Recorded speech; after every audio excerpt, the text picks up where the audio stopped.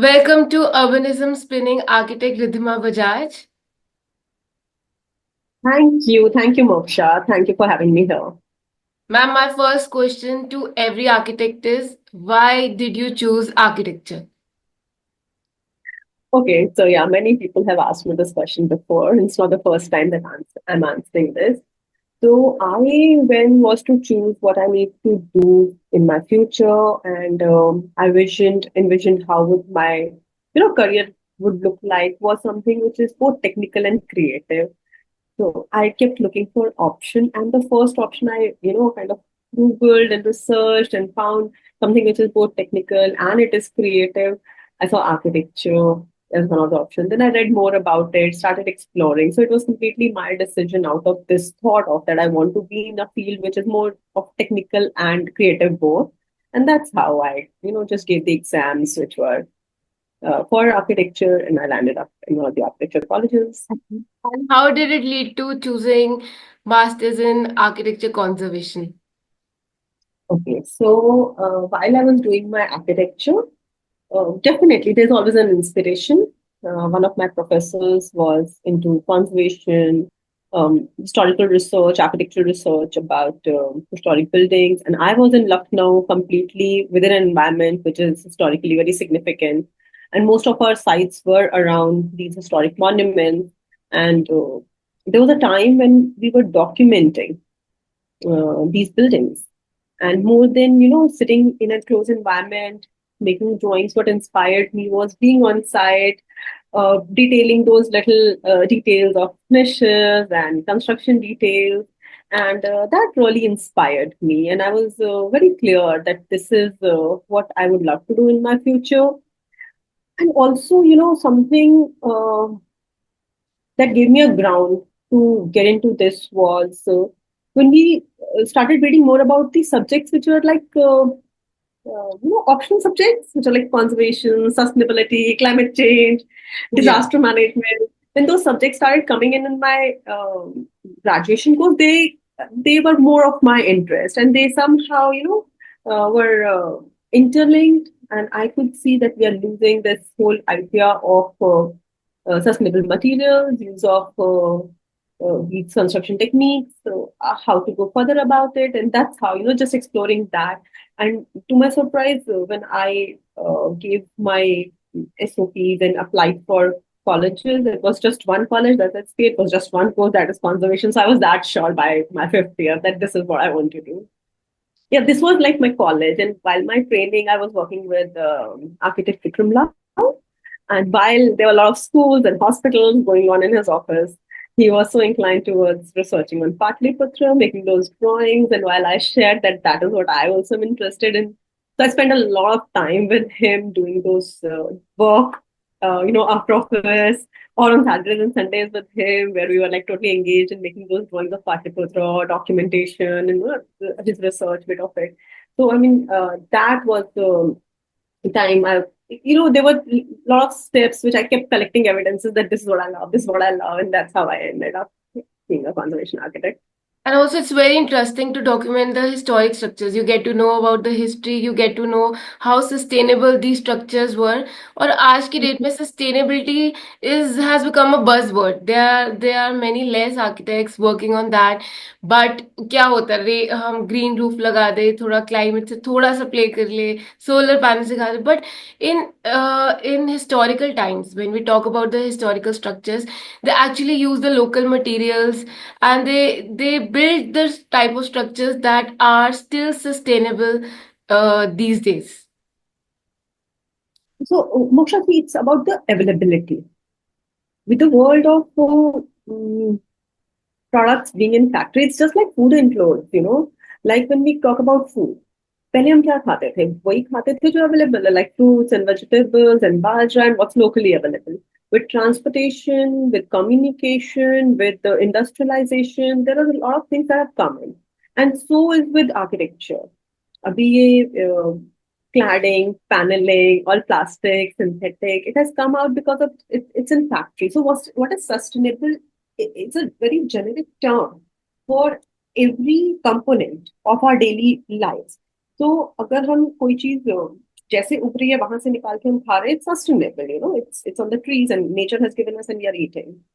That particular potato, if you're eating from ground root, farm se nikal ke, then it's sustainable. While it goes into a factory, becomes something packaged, then it becomes junk, fast food, unhealthy.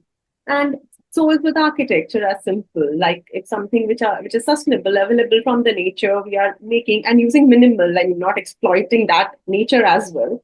That's sustainable. Once it goes to the factory, it gets manufactured, it gets from one product to the other product. It has an additional cost to it. It might look nice, like it tastes nice, but it has its own effect and side effects.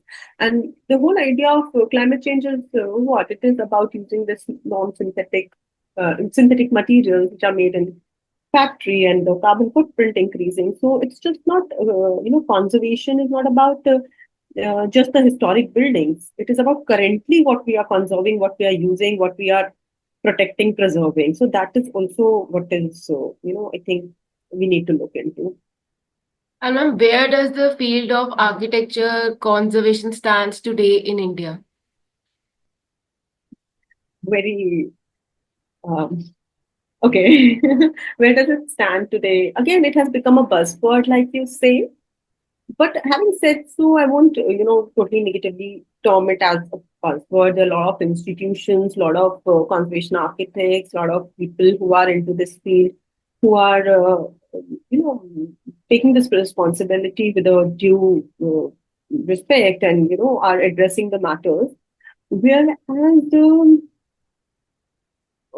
currently in our country, if you say, how are we treating? So conservation is not about projects. It's not about, something to be fixed and put it back. It is more about a continuous process. It's more about, like the term suggests, conservation is preservation and keeping it the way it is with whatever minimal intervention is required for the new generations. So, is it really happening? For that, we require a lot of process. And it's a very slow process of understanding the building, researching about it, researching about the materials, researching about conservation techniques, and then looking at what minimal is to be done. And uh, that's it. And it might be today we require something this year, and we can like do that bit of it. After 2 years, we require something, we can do that bit of it. So currently, how in our country we are going about is in a very project based methodology. Some kind of funding comes in, we put in that kind of funds into the building. It would be very it could be quoted, but whether it is required or not, that fund is utilized. That's how government DPRs work, so called, and that's how currently conservation looks like to me. The projects which are really happening on ground with communities, hiring them, incubating them, putting incubators, something which is self sustainable. Those are reducing to some bit of it, I would say. Whereas, I started my career 15 years back when it was such an atmosphere where I was learning a lot over these projects and engaging with these projects. These projects, again, the word projects, I don't know, but these kind of, conservation participation was happening. And currently it's limited. It's very limited to, again, this buzzword and historic monuments. And it comes with a lot of responsibility. So it's not about what we are doing on the site and how we are keeping the site. It's about how we are being when we are actually addressing the site. Are we being that responsible? Are we being really um, inclusive? So that's what matters in conservation. I think that's what is missing currently. And ma'am, if At least reducing, not missing completely, but yeah, it's reducing. if any graduated architecture student wants to do masters in architecture conservation, what is the scope of the field after that, and how much does a student can earn after doing masters in architecture conservation? Okay, so moksha scope wise, there are a lot of initiatives that are happening. So let me begin with how it has been for me and how it is transformed and how I see it like. So conservation architects don't get paid. paid much. I mean, it's not a very well-paying job, to be very honest. Having said so, we shouldn't be proud of it. It's nothing to be proud of it. While a school aspirant comes to a college, gives 5 years, then goes for the master's program, gives 7 years into this profession. When that person moves out in the field, few years of in the name of learning and everything, okay, fine, that person can manage. But at the end, they have to manage their families. They have to live in an environment where corporate are, existing. Their salaries are very much. I'm not saying that the salaries can match that salaries, of course, but at least we now should start thinking as a community, as a entire fraternity, that this is something which is critical, and we cannot keep saying that you won't earn when you're doing conservation. You won't be making money. It's a very less paying job as of now, and when it is less paying, then it becomes more of survival for every individual. And that reflects on the entire profession, and then it reflects on the ground, on how, professionals are addressing buildings and how they are, doing the heritage management. So, of course, then the quality also reduces, with the people who are coming in, especially the new generation. They want to make money for sure. So, having said so, we cannot be proud of, saying that it doesn't pay, especially if you compare to corporates, if you compare to how other professions to make money, even in architecture field. So, but having said so, we have been living with this for a very long now, and it's nothing to be proud of. And the way conservation is going ahead, see, it is all about sustainability. It is all about minimal interventions. It is all about doing whatever is required. Of course, and then there are limited projects also. It's a niche profession, but because we have started treating conservation as a mainstream, um, project basis kind of a thing, definitely there are limitations from the end in the process of government and everything. So what I would say is, like I said before also, the kind of money that goes into implementation and maybe not required, conservation is a profession where human resource, people who are managing, preparing conservation plan, researching on ground, in the monitoring mechanism, in implementation, in supervision, these people are to be paid well. Whereas on site, we can, the kind of money that goes on site, that can be reduced, or a larger chunk can come into the consultancy bit of it. That's how it will be, kind of encouraging and paying well to the younger lot also. So there's a lot of things of no standardization of remunerations or the fees or the structure, or that's also one of the issues. So yeah, I mean, they are not very well paid to begin with. But and even people who are earning well in conservation, they might not be doing pure conservation. They might be doing retrofitting, adaptive reuse, certain kind of projects which are beyond conservation. It definitely grounds on the principles of conservation, but it is more towards conservation. Private projects too, of course, you can have your own ground footing with the client, how much he wants to pay, what is the kind of money that they want to put. So private projects are a little different. They might pay you uh, a little more than government projects. Money comes slowly, have a limitation of human on consultancy and human resource being addressed. And but in last three projects of mine, where one was from private and two government, I have been paid very well whatever I ask. So somewhere as a fraternity, now we need to stand to have a grounding on we are putting our foot down. This is the kind of money that is required. This is the kind of MOUs that are required. And institutions like ICOMOS, SPA, I don't know whom we can start this conversation, because till the younger lot is motivated, and money is one of the motivations. After all, they have to run their families. They have to be responsible about the way they are living within the society and all. So it will never pay you as much as the other professions do pay, because those are more of capitalist world, and this is more of conservationist world. So there's a difference there, and we always entered the profession thinking that it would never pay us that well. But having said so, we can do much better as a fraternity. If we come together, we can do much better, putting out put down on certain things which are required on the project, therefore needs collaboration, therefore needs human resource, and that's critical. And that's critical for giving right kind of output for the site as well. It's just not about money. That is required. Yeah. So, ma'am, we have so many heritage conservation bodies in India. What is role of architecture conservationist in them? So we do have, and currently the roles are very limited. Even with the Archaeological Survey of India, state departments, we do not have positions for conservation architects. Few have now started opening up with the ASI, and thanks to our seniors who have found it and started integrating conservation architects into the management system and everything. Whereas when it comes to state departments, we do not have any positions of conservation architect. When it comes to local authorities which on day to day deal with historic areas of their towns, we do not have, very few have, and still how much it is operational, and um, I'm not sure, you know.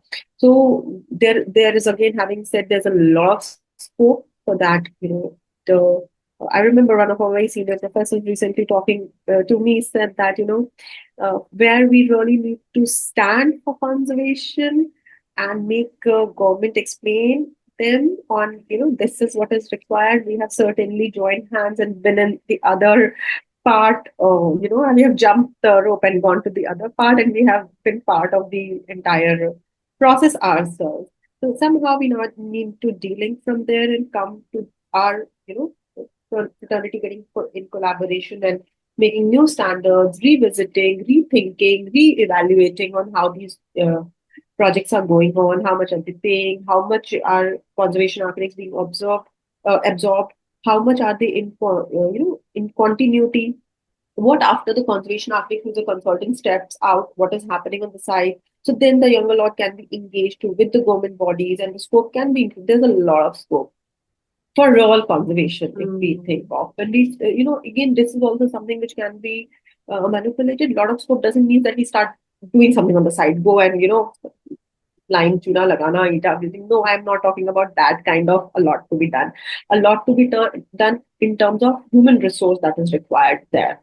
Mm. Most of the sites do not need intervention. They need a lot of management, a lot of research, a lot of thinking how to address those sites. Some sites do really need a long-term monitoring. Some sites do need a lot of post-intervention management on how to run the sites functional, make it more functional, make it more inclusive with the communities, how to bring intangible aspect into the sites so that they are more thriving. So conservation is not about brick and mortar only and implementations, and that's what the limitations currently look like too. Ma'am, you're doing amazing work. So I would really like you to tell audience about what is BHC. So BHC is Built Heritage Conservation Architects. That's my firm's name. And while I was switching from a job to being a freelancer and then opening my own firm, it was not a very difficult process for me to like kind of know this that built heritage is what I'm conserving. Why not just put this as a name? So I did not think much about it. So yeah, as the name suggests, we do conserve built heritage of our country and wherever. So built heritage is largely um, the built part of the monumental or the built fabric of a town or city. This can be protected and protected. So that's what we are into. We conserve built heritage, and we do a lot of things just around. Conservation is, again, as I said, not limited to doing mortar and brick. We do a lot of work with the government to identify what projects are priorities, what work is a priority on certain kind of sites. How do we actually bring in the community, reach out to them, understand what they require, understand what stakeholders require, a lot of stakeholder consultation. So we do all that bit of it at PBFC, everything to do with built heritage. So, ma'am, as you said that you involve community, there is community participation. Can you give any example of your work in which there was community involved and they participated in conserving the heritage and working on that? Yeah, so there have been many, but this one lately that we are doing at Raj, the Uttar Pradesh part of it, I would like to mention about that one. So we have been engaged with the government, local government, for 7 years now. initially we started working on the development plan with them, where heritage was a very little component of it. While being on that project, we just documented 800 sites, and then COVID came and we stopped. But there was still something to be done further. We left a little chunk of Mathura at that time, and yeah, these sites were listed and had a detailed inventories. They were GIS uploaded, and then government was really keen on so much that they identified on the paper for the first time that was recorded. So then they wanted to go ahead about how to address these sites, and then we created with them the holistic approach of conservation. It's not about just mm, building conservation. It's about, let's look into what's missing in each settlement. What do we really have? What is with the people? What they really want? There are so many sites like an Abani hospital that they wanted to break down. It's now being conserved and is put into community use. There's an old chopal, and when we started working with the communities, understanding the meaning of what chopal really means to them, they came up with beautiful ideas, and the government is now very keen on collaborating with the local educational institutions, one college, one school, to put this chopal as a pivot point of having exhibitions from these school students and college students as for the community, where they come and have the chopal hai wo jagah jahan pe people gather, they talk about their issues and all. So yes, this particular chopal is going to be a heritage related dialogue space, and that's what we are creating. And how did we come up with these ideas? Is by going to the community. We have been on ground, our teams have been on ground, speaking to people, understanding what culture is for them, what these construction system mean to them. And there are a lot of aspirations that local people also have, when they see buildings in the city of the Mathura. When they come to Delhi, they see these tall buildings, beautifully cladded, nice AC laga hua and everything. They get inspired. So somehow they have lost that ownership and pride in what they have, proud in what they have. And we recently did a workshop, so we went to the government and we said we need to do a workshop with an intention to infuse that ownership and pride in something that they have is very amazing, and we can still provide them with what they are really aspiring in terms of their needs and requirements with the infill and very sensitive interventions. And government was interested, but again the funding was an issue. So they said, this, even it's a small amount, but we would need so many months. And we came back, we thought about it, then we went back again. Okay, we will arrange funding. Okay, we will do this and we will do that. You just give us permission, then they gave us, and we went for crowdfunding this time. Okay. And we went to people, we collected funds, and people were so interested that okay, something of this sort is happening for them. Mathura and Raj region is all about Krishna and relation in the name of Krishna. This time, first time they realized, okay, yes, this is also one way of contributing into the land of Krishna, that heritage is being conserved. And yes, we got the funding. We had a theater artist from Delhi, Bharatanatyam dancer, Nidhi Kindra, with us there. And we also had this Bollywood actor and this, who are working with school children, local school children in Prem Sarovar. And how excited the children were. They came up with the entire narrative about their heritage and culture while I was having conversation with them. So it was a very interesting workshop.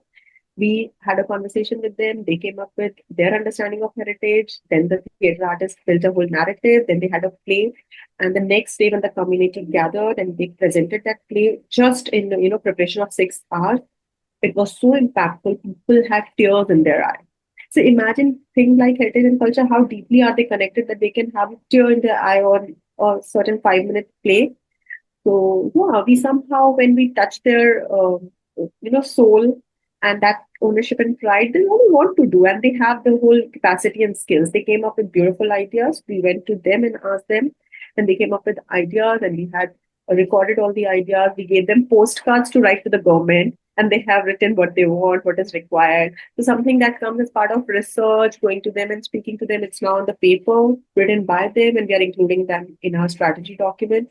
So this is one of the innovative techniques that we understood to go about during this workshop, and we are having few more further. And we're coming up with different ideas, like maybe in school, some kind of art and craft kind of workshop. So again, And before, what we require is a lot of collaboration. We can't work in silos. People do get connected to their culture and heritage when they see a lot of, engagement of them and value. हम conserve क्या कर रहे हैं? Conserve तो हम finally value ही कर रहे हैं ना on the site, and they know the value of the site. We just need to be present to that, and that's what we go and do. Rest वो लोग खुद कर लेते हैं. हम आके बस उसको एक form और shape दे देते हैं as technical people. So that is what we are doing. Ma'am I just feel India के पास बहुत कुछ है, बहुत अच्छे हेरिटेज स्ट्रक्चर्स हैं। जब हम कम्युनिटी पार्टिसिपेशन करते हैं, जब हम लोगों को उसमें इन्वॉल्व करते हैं, they become more aware, they become more sensitive, they become accountable for preserving that structure. अगर हमने एक स्ट्रक्चर को दोबारा उसको प्रिजर्व किया, कंजर्व किया, बट उसको उसका ध्यान रखने के लिए there has to be someone and there are people those who will feel accountable कि इसको कुछ हुआ तो हमने Absolutely. पार्टिसिपेट किया हुआ, इसको कुछ नहीं हो सकता। लाइक यू आर हाँ, गिवन। ये मेरा है ना, ये take ownership of that, it is theirs now.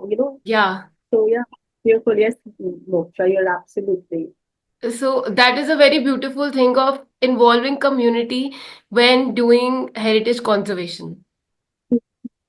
या Yeah, and we are taking steps towards that because most of the sites that I was working, and everyone does their own mistakes, and I have done mine. And most of the sites we were working were just brick and mortar, and it was giving me no excitement, no energy. As if I wouldn't have been a conservation architect, probably I would have been someone who's working with communities, with school students, with college students. I don't know what I would have been, but I would have uh, been maybe running an organization. So that always brings some kind of motivation to me, and some kind of that, okay, that's making difference to just not building but to the people as well. And also conservation is not limited to history type people. Is It is about the quality of life. जो भी हम sustainable materials use कर रहे हैं, if we talk about, like I mentioned earlier, food also, why do we eat healthy? Why do we eat something which is natural? Because in long term, it will benefit our own body. So conservation in long term would benefit the planning of the town, would benefit people, would improve their quality of life. That is what I'm intentional about. Ma'am anything you want to improve in the field of architectural conservation? Sarah. But I would not say that I want to improve, because improve would be something like fixing or something that is, kind of making it right. What I would rather say is that I would want to see that what else we can bring or add on, or what is missing that we can like put in, and this wheel starts working more functional. And every little means are the intention of getting fulfilled, people having better quality of life, people who are working, more empowered and more motivated to work in this profession. So one is for sure that not looking conservation as a project basis component. That is very, very critical that I would want to see. It is something which should have, every project is different, every site is different, every management structure is different. So every time we look into conserving or intervening into historic fabric, we can look from a very, very new methodology for each site, with very new people coming in from, means different domain, not new, but different domains. And what is the pre research monitoring happening on the site? How much are we studying about the kind of impact the building has gone through?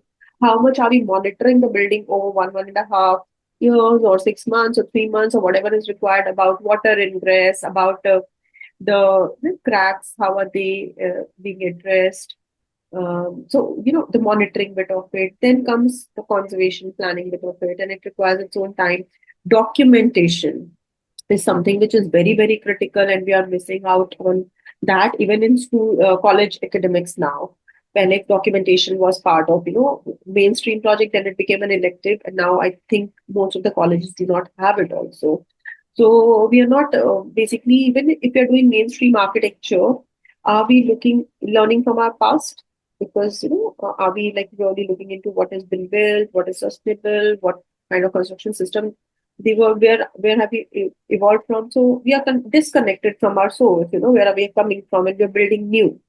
So yeah, of course, if compiled into points, this whole project basis methodology, education system, bringing back conservation into architectural education, the undergrad education, at least documentation bit of it. Third, while we are into government projects largely, uh, more focus on the human resource that is engaged, more focus on the methodology of the project, uh, uh, not having an umbrella methodologies for every project by the government. So I think these are little things that now it's the time to look into, bring that change, bring that stand forth that conservation architects and people who are engaged into this work come together, and government would be interested. If we have an intention which is fulfilling their intention as well, so they would be, and that's what I'm coming from. That I'm considering, so that at least we do our bit. So yeah, this is what I would want to add more to what we are doing, and in process of making conservation somehow mainstream, we have lost the real intention of conservation. It cannot be mainstream. It is something which is unique. It is something which is extraordinary. It is something which is different, and it has to be dealt different. It cannot be a mainstream thing. It requires special expertise, and it requires special people, who are trained and developed into doing this work. So, ma'am, my last question for you. What is one piece of advice that you would like to give to the budding architects who want to pursue masters in architecture conservation? Okay, so what I would like the budding architects to really not look at as some of the outcomes that they are going to get after doing masters. ना कहीं पहुंच गए नहीं है. Conservation is so niche and so unique in itself that every 5 years probably it needs to be relooked, rethought about, and reinvent about. This is the current scenario. This is how stakeholders are functioning. This is how the world, it's changing, transforming, with especially with the kind of capitalism and kind of people who are wanting to have a different kind of aspiration. So it needs to be. So it's not an outcome. Like we say, it's a practice. Practice is what? Practice is like you're learning over a journey. Conservation is a practice. So we are in this journey. Every time we are reinventing and coming up, maybe someone who is joining this profession can come up with brilliant way of addressing heritage, and most welcome.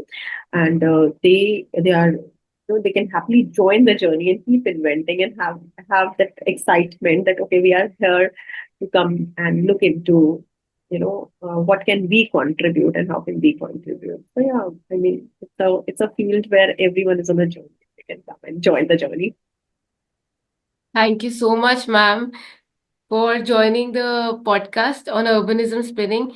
It was really lovely having you. Thank you for sharing your beautiful insights on heritage conservation. So, thank you, ma'am. Thank you so much, Moksha, for having me here. Thank you for allowing me to contribute, listening to me, and to me who would listen to this podcast. I hope they get contributed to. And thank you so much. Thank you, ma'am.